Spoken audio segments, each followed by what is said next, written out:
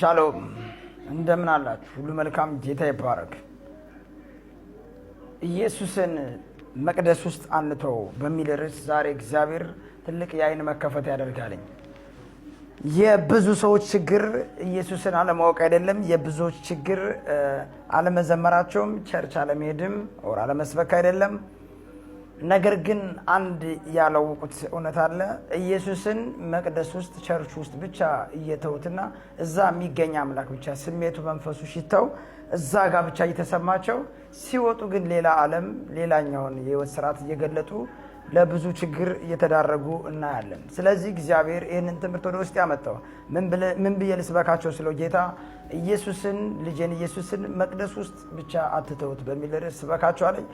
ይህንን ሀሳብ የሚያጠናክርልን የሉቃስ ወንጌል ምዕራፍ 2 ከቁጥር 39 እስከ ፍጻሜው ማለት ነው ያለውን አንቡት። እኔ በቃል ይልላችኋለሁ፣ እናንተ ደግሞ በመጽሐፍ ቅዱሳችሁ አንቡ። ሉቃስ ወንጌል ምዕራፍ 2 ነው ከቁጥር 39 ጀምሮ እስከ ፍጻሜው። መጽሐፍ ሲናገር ያው እንደዛና እንደዚህ ላለኝ ይልና እኔ የምፈልገው ፓርት ነው። ሕፃኑን ኢየሱስን በ12 ዓመቱ ወደ መቅደስ ይዘውት ሄዱ። ለፋሲካ ባንድ ልማዳቸው ሊያከብሩ በአመቱ። ከዛ በኋላ ግን ሲመለሱ ማርያምና እጮኛ ዮሴፍ ወይም ለሷ ባለቤቷ ረስተውት ምን አሉ? ተመለሱ ይላል። ኢየሱስን ትተው እነሱ ተመለሱ እና የአንድ ቀን መንገድ ሄዱ። ከዛም በኋላ እንደገና አስታወሱት ምናምን። ከዛ በኋላ እንደገና ኢየሱስን ፈለጉት፣ ሰፈር ለሰፈር አጡት፣ ዘመድ አዝማድ ጋር አጡት፣ ተመለሱ የሚል ሐሳብ እናያለን። እና ዋናውን የክብር ጌታቸውን ሽታቸውን ጌጣቸውን የሆነውን ውዱን ኢየሱስን ረስተውት ሄዱ። መቅደስ ውስጥ ተውት ሄዱ። እሱ ግን የአባቱ ቤት ነው፣ ለሱ ችግር የለበትም። ረስተውት ሄዱ። ለነሱ ግን ባዶነት ተሰማቸው፣ ብቸኝነት ተሰማቸው።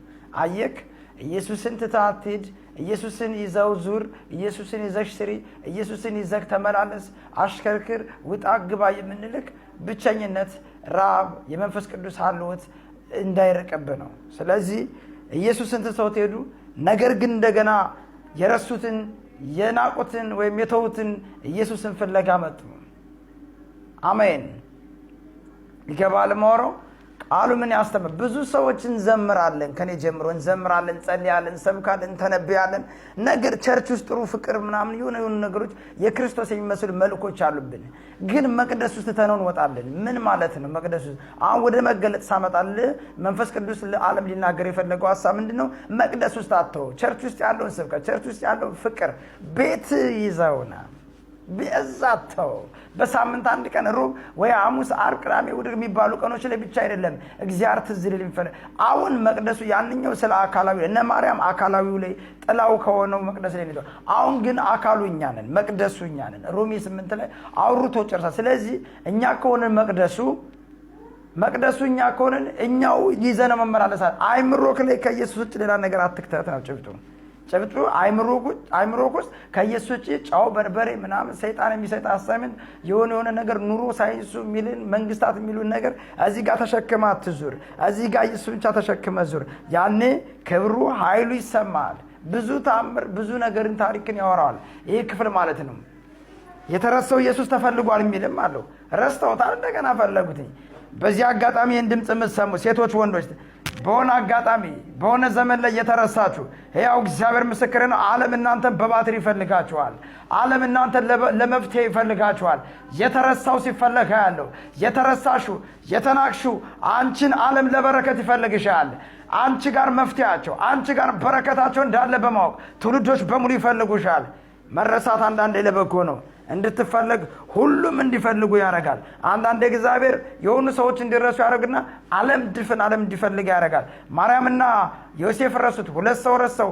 እዛ በኋላ ግን ዓለም ዘመኑን በሙሉ ሲፈልገው ይኖራል። ይገባል ማወራው። እንደገናም ደግሞ በሌላኛው እንግዲህ ክፍል ስታየው ደግሞ መርሳት ያመጣባቸው ጣጣ ደርሰዋል። ወደ ሀገራቸው ወደ ቤተልሔም እንደገና ተመለሱ። እንደገና እንድትመለስ የድግግሞሽ ህይወት እንደገና የመጋጋጥ ህይወት ተንከራታች ያደርጋል። የኤማውስ መንገደኞችን ግባ እናጥናልኝ። እኔ ጥቅሱን ለምሳላችሁ ሉቃስ ወንጌል ምዕራፍ 24 ላይ ግባ ከቁጥር 13 ጀምረ ፍጻሜውን አንበው።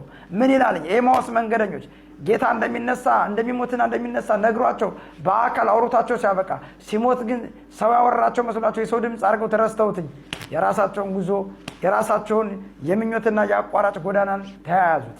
ህልማቸውን ባለራዕይነታቸውን ደቀ መዝሙርነታቸውን ኢየሩሳሌም ላይ ከተው 60 ኪሎ ሜትር ያክል ከኢየሩሳሌም ራቁ ይላል መጽሐፉ።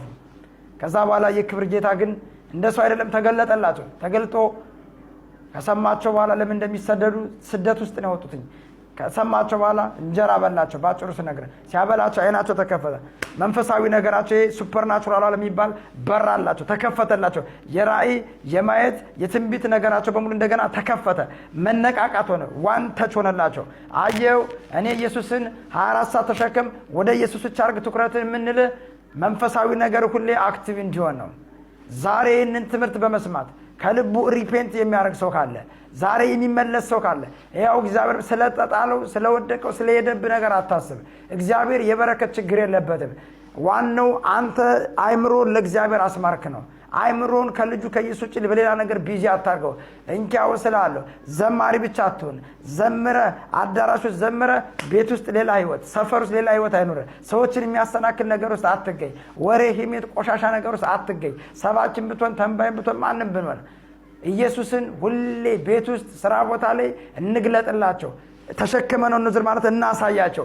ያኔ እነግርሃለሁ አይደለም የጠየቅከው አይደለም የጸለይክበት ያነበብከው ከጠየቅከው በላይ የሆነን እግዚአብሔር ክብሩን በላይክ ላይ ይገልጠዋል። እግዚአብሔር ብርሃኑን በላይክ ላይ ያበዛዋል። እንግዳ ነገር በህይወታችሁ ላይ ይሆናል። እንግዳ ነገር በህይወታችሁ ላይ ይሆናል። እንግዳ ነገር በህይወታችሁ ላይ ይሆናል። አዲስ ነገር በህይወታችሁ ላይ ይሆናል።